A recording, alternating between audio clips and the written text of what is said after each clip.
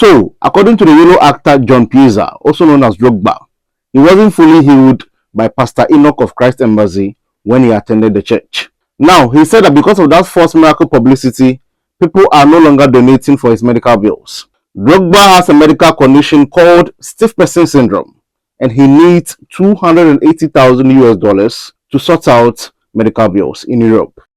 What's information out there? Yeah, like it's a misinformation, like in the public domain, which is very wrong. When you read the comments, somewhere like bring the man back, but you say you're healed now, and for you to write instant healing, I feel like that's a lie. Okay. But you should have written progressive healing.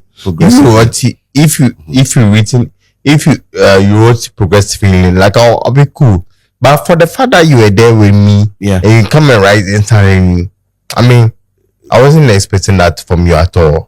So, I'll tell you about stiff person syndrome and we'll get to know about the medical condition. When we say you have stiff person syndrome, what we mean is that you experience tightness and pains in your muscles.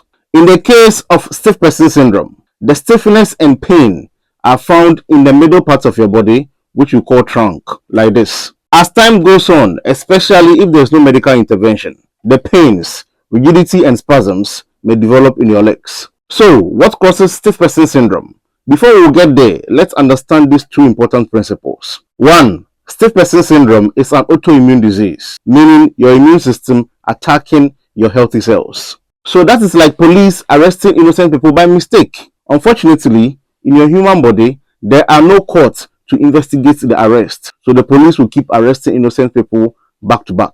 2. Stiff person syndrome is a degenerative disease. What this means is that as you get older, the disease gets worse. So it is important for you to get medical intervention at the early stage of the disease. So we are done with the principles I wanted you to know, because we will use the understanding at the later part of the explanation of the disease. So now back to the matter. What causes stiff person syndrome? We do not know what exactly is causing stiff person syndrome, but as I said earlier, it is an autoimmune disease. So what this means is that we do not know the reason behind the sudden attack of your healthy cells by your antibodies, but we can tell based on lab reports that your healthy cells are under attack.